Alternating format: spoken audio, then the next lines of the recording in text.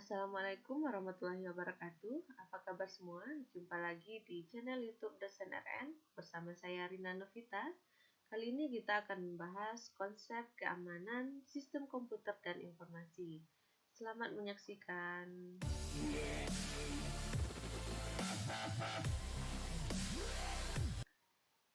Jangan lupa klik tombol subscribe dan hidupkan loncengnya.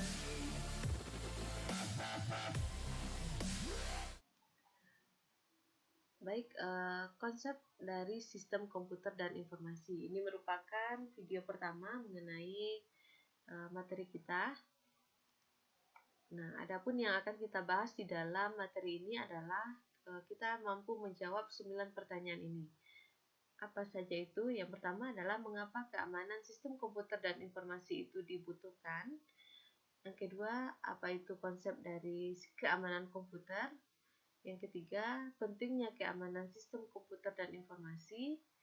Berikut etika penggunaan komputer dan penyebab meningkatnya kejahatan komputer, klasifikasi kejahatan komputer, aspek keamanan komputer, model serangan komputer, dan terakhir adalah lapisan keamanan.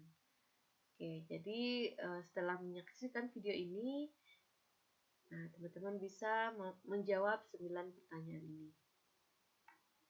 Yang pertama adalah mengapa keamanan komputer dibutuhkan? Nah, jawabannya ada dua. Yang pertama adalah information based society, yaitu menyebabkan nilai informasi menjadi sangat penting dan menuntut kemampuan untuk mengakses dan menyediakan informasi secara cepat dan akurat menjadi sangat esensial bagi sebuah organisasi. Jadi, kenapa keamanan ini penting adalah karena information based society. Informasi tersebut ya sangat penting ya, artinya berada di dalam lingkungan masyarakat. Jadi harus cepat kita mendapatkan informasi dan ini juga harus akurat. Yang kedua adalah karena infrastruktur jaringan komputer seperti LAN dan internet memungkinkan untuk menyediakan informasi secara cepat sekaligus membuka potensi adanya lubang keamanan. Jadi alasan kedua kenapa keamanan komputer ini dibutuhkan karena adalah adanya security hole, yaitu lubang keamanan ini sangat memungkinkan, apalagi informasi ya ini bisa kita akses ya melalui jaringan komputer, sehingga kemungkinan untuk terjadinya security hole ini sangat besar. Jadi, dua alasan kenapa keamanan komputer ini dibutuhkan adalah karena yang pertama information based society, ya informasi harus itu kita butuh cepat dan akurat, dan yang kedua adalah adanya security hole atau terbukanya potensi lubang keamanan. Nah, yang kedua, pengertian keamanan komputer. Keamanan komputer adalah teknologi yang diterapkan pada komputer yang digunakan untuk menjamin informasi yang tersimpan di dalamnya aman. Jadi, secara umum, keamanan komputer itu adalah teknologi ya agar menjamin informasi yang tersimpan di dalam sebuah komputer itu aman. Nah, pendapat lain dari John D. Howard dalam bukunya An Analysis of Security Incidents on the Internet menyatakan bahwa keamanan komputer adalah tindakan pencegahan dari serangan pengguna komputer atau pengakses jaringan yang tidak bertanggung jawab. Jadi, menurut John D. Howard, itu keamanan komputer ini merupakan tindakan pencegahan ya. Kita cegah dulu dari pengguna yang mengakses jaringan yang tidak bertanggung jawab. Nah, berikutnya adalah menurut Goldman tahun 1999 dalam bukunya Computer Security menyatakan bahwa keamanan komputer adalah berhubungan dengan pencegahan diri dari deteksi terhadap tindakan pengganggu yang tidak dikenali dalam sistem komputer. Nah, jadi kalau Goldman menyatakan bahwa keamanan komputer ini adalah pencegahan diri ya dari deteksi pengganggu yang tidak dikenali dalam sistem komputer. Nah, jadi inilah pengertian dari keamanan komputer. Nah, berikutnya adalah mengapa keamanan komputer ini penting? Ada 3 jawabannya, yaitu yang pertama adalah untuk menghindari risiko penyusupan. Berikutnya adalah mengurangi risiko ancaman, dan yang terakhir melindungi sistem dari kerentanan. Berikutnya adalah etika penggunaan komputer. Nah, jadi sebagai pengguna komputer kita harus mengikuti etika-etika ini. Ada 10 etika. Yang pertama yaitu jangan menggunakan komputer untuk membahayakan orang lain. Nah, seperti hacker ya. Kemudian yang kedua adalah jangan mencampuri pekerjaan komputer orang lain. Ini apalagi yang pakai komputer satu berdua atau bersama ya. Kita jangan mencampuri pekerjaan komputer orang lain. Nah, berikutnya jangan mengintip file orang lain. Nah, apalagi kalau kita yang menggunakan komputer bersama. Nah, buat saja file masing-masing ya dan pekerjaan masing-masing. Jangan menggunakan komputer untuk mencuri. Nah, ini misalnya untuk membobol sebuah bank. Berikutnya yang kelima, jangan menggunakan komputer untuk bersaksi dusta. Nah, jangan menggunakan atau menyalin perangkat lunak yang belum kamu bayar. Nah, ini yang sering terjadi ya, kita menggunakan yang tidak lisensi. Berikutnya, jangan menggunakan sumber daya komputer orang lain tanpa otoritas. Ya, jadi tanpa izin jangan kita gunakan. Yang kedelapan, jangan mengambil hasil intelektual orang lain untuk diri kamu sendiri. Ya, berikutnya yang kesembilan, pikirkanlah mengenai akibat sosial dari program yang kamu tulis. Ini juga harus kita pertimbangkan. Nah, yang terakhir ya, gunakan komputer dengan cara yang menunjukkan tenggang rasa dan rasa penghargaan. Inilah 10 etika dalam penggunaan komputer. Nah, berikutnya adalah penyebab peningkatan kejahatan komputer. Nah, jadi ada beberapa alasan mengapa kejahatan komputer itu semakin hari semakin meningkat. Yang pertama adalah karena adanya aplikasi bisnis yang berbasis IT, seperti online banking, e-commerce, elektronik, dan data interchange atau EDI. Nah, jadi karena ini ya, penyebab meningkatnya kejahatan komputer. Kemudian adanya desentralisasi server yang terpusat. Ya, jadi di sini merupakan celah agar terjadinya security hole. Kemudian yang ketiga adalah adanya transisi dari single vendor ke multi vendor. Nah, biasanya vendor itu satu, ya single vendor, kemudian dijadikan multi vendor, banyak vendor. Berikutnya yang keempat adalah meningkatnya kemampuan pemakai. Ya, jadi pemakai ini semakin meningkat dan keinginan untuk mendapatkan lebih dari komputer ini juga meningkat. Berikutnya adalah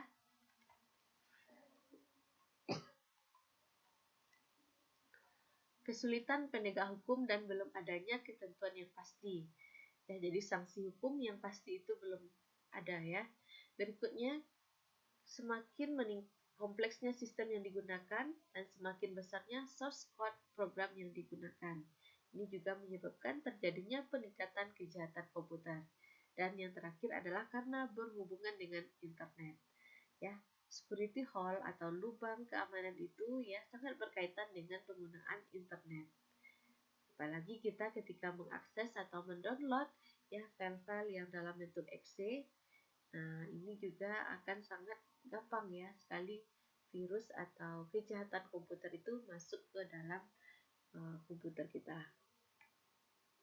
Nah, berikutnya adalah adanya klasifikasi kejahatan komputer. Menurut John DeHart ini dikelompokkan menjadi 3, yaitu yang pertama keamanan yang bersifat fisik ya atau physical security. Jadi di sini adalah fisik dari komputer tersebut. Nah, misalnya pencurian terhadap komputer kita yang nampak secara fisik. Kemudian yang kedua adalah keamanan yang berhubungan dengan orang atau personal. Nah, ini juga pengelompokannya ya, ada orangnya. Kemudian yang ketiga adalah keamanan dari data dan media serta teknik komunikasi. Dan yang terakhir adalah keamanan dalam operasi. Jadi ada 4 pengelompokan ya keamanan tersebut. Ada fisik, ada personal, ada communication, dan ada dalam pengoperasian. Berikutnya adalah aspek-aspek keamanan. Ada 6 aspek keamanan menurut Simpson Garfinkel tahun 1995. Yang pertama adalah privacy atau confidentiality. Ini maksudnya adalah menjaga informasi dari orang yang tidak berhak mengakses. Nah, privasi ini lebih ditujukan kepada data yang sifatnya pribadi. Sedangkan confidentiality adalah berhubungan dengan data yang diberikan ke pihak lain untuk keperluan tertentu dan hanya diperbolehkan untuk keperluan tertentu tersebut. Nah, jadi bentuk-bentuk serangan dari sini adalah adanya penyadapan atau sniffer. Usaha yang dapat dilakukan untuk mencegah atau meningkatkan privasi dan confidentiality ini adalah dengan menggunakan teknik kriptografi. Nah, ini aspek keamanan yang pertama adalah privasi. Ya, privasi yaitu menjaga informasi dari orang yang tidak berhak mengakses, dan confidentiality yaitu melindungi dari pihak orang yang hanya diperbolehkan untuk keperluan tertentu saja. Aspek yang kedua adalah integrity. Artinya, informasi tidak boleh diubah tanpa seizin pemilik informasi. Nah, contohnya adalah adanya email yang diintercept di tengah jalan, diubah isinya, kemudian baru diteruskan ke alamat yang dituju. Nah, bentuk serangannya adalah adanya virus, Trojan horse, atau pemakai lain yang mengubah informasi tanpa izin, atau kita istilahkan dengan man in the middle attack. Adanya serangan orang di tengah, ya, antara adanya pihak ketiga ya. Berikutnya yang ketiga adalah authentication. Itu metode untuk menyatakan bahwa informasi betul-betul asli atau orang yang mengakses atau memberikan informasi adalah betul-betul orang yang dimaksud. Nah, dukungannya adalah adanya tool yang membuktikan keaslian dari dokumen dengan melakukan watermarking ataupun digital signature. Kemudian akses kontrol ya berkaitan dengan pembatasan orang-orang yang dapat mengakses informasi. User harus menggunakan password ataupun biometrik. Jadi untuk authentication ini adalah ya yaitu orang-orang yang mengakses atau memberikan informasi itu adalah orang-orang yang benar. Jadi kita bisa membantu ya dengan memberikan akses kontrol. Nah, seperti juga pembagian akses ya, ada admin, ada user. Nah, ini kita harus gunakan password atau biometrik yang sesuai. Aspek berikutnya adalah availability, yaitu ketersediaan dari informasi ketika dibutuhkan. Nah, adanya hambatan seperti denial of service attack, server dikirimi permintaan yang bertubi-tubi sehingga membuat server menjadi down, hang, atau crash. Nah, contoh lain juga ada mail bomb, yaitu bom ya, bom email. Pemakai dikirimi email yang bertubi-tubi dengan ukuran besar sehingga ya akan menyulitkan untuk mengaksesnya. Berikutnya aspek keamanan access control, yaitu cara pengaturan akses kepada informasi berhubungan dengan masalah authentication dan juga privacy. Metodenya adalah dengan menggunakan kombinasi user ID atau password atau dengan menggunakan mekanisme lainnya. Nah, yang terakhir adalah non-repudiation, yaitu aspek ini menjaga agar seseorang tidak dapat menyangkal telah melakukan sebuah transaksi. Nah, dibantu dengan dukungan dari electronic command. Nah, itulah dia tadi 6 aspek dari keamanan sistem komputer. Yang pertama tadi ada ya privacy, ada integrity, ada authentication, ada availability, ketersediaan informasi, kemudian access control yaitu pengaturan akses, dan yang terakhir adalah non-repudiation, tidak dapat menyangkal bahwa telah melakukan transaksi. Nah, berikutnya adalah model-model serangan atau security attack pada sebuah komputer. Yang pertama ada interruption. Interruption ini merupakan perangkat sistem menjadi rusak atau tidak tersedia. Serangan ini ditujukan kepada akses availability, ya, ketersediaan dari sebuah sistem. Contoh serangan ini adalah denial of service attack.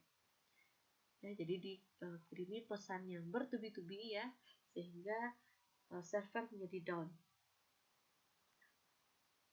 Yang kedua adalah serangan terhadap yang dimaksud dengan interception, di mana pihak yang berwenang pihak yang tidak berwenang berhasil mengakses informasi. Nah, contoh serangan ini adalah seperti penyadapan. Yang ketiga ada modification, pihak yang tidak berwenang ya mengubah informasi yang tersedia. Contohnya adalah mengubah isi dari website dengan pesan-pesan yang merugikan pemilik website. Dan yang keempat adalah fabrication, yaitu pihak yang tidak bertanggung jawab menyisipkan objek palsu di dalam sistem. Nah, contohnya adalah memasukkan pesan-pesan palsu seperti email ke dalam jaringan komputer.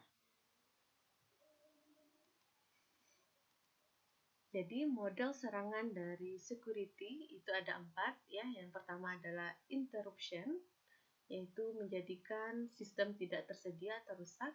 Yang kedua ada interception, ya, pihak berwenang melakukan penyadapan. Kemudian ada modification, isi pesan diubah, dan fabrication, menyisipkan objek palsu. Nah, ada prinsip dasar dari perancangan sistem yang aman. Yang pertama adalah mencegah hilangnya data, dan yang kedua adalah mencegah masuknya penyusup. Jadi untuk merancang sistem yang aman kita harus pertimbangkan dua hal ini, yaitu bagaimana mencegah hilangnya data dan mencegah masuknya penyusup. Nah, ini materi yang ke-9 yaitu lapisan keamanan. Nah, untuk keamanan ini kita buat ada beberapa lapisan. Yang pertama ada lapisan fisik, yaitu akses fisik ke dalam mesin yang tampak, ya, seperti komputer. Nah, backup data ini kita perlukan, yaitu dengan pemilihan piranti backup dan penjadwalan backup, kemudian mendeteksi terhadap gangguan fisik. Kemudian ada log file, yaitu log pendek atau tidak lengkap. Log ini berisikan waktu yang aneh, log dengan permisi, atau kepemilikan yang tidak tepat, catatan pelayanan reboot atau restart, log yang hilang, masukkan sesuatu login dari tempat yang janggal. Nah, ini bisa kita lihat, ya. Kemudian mengontrol akses sumber daya. Jadi lapisan yang pertama adalah lapisan fisik, yaitu membatasi akses fisik ke mesin. Kemudian yang kedua adalah keamanan lokal, ini berkaitan dengan user dan hak-haknya. Jadi setelah fisik, ya, fisik ini adalah sesuatu yang nampak, ini adalah keamanan lokal, yaitu di mana kita melakukan akses, ya. Jadi berkaitan dengan user. User ini harus dibatasi, ya, dengan hak-haknya. Ada yang sebagai hanya bisa membaca, kemudian ada yang bisa mengubah. Nah, ini harus sangat diperhatikan. Yang kedua, berikutnya adalah keamanan root. Dan yang keempat adalah keamanan file dan sistem file, yaitu directory atau home user tidak boleh mengakses perintah atau mengubah sistem seperti partisi. Melakukan setting limit system file, mengatur akses, dan selalu cek program-program yang tidak dikenal.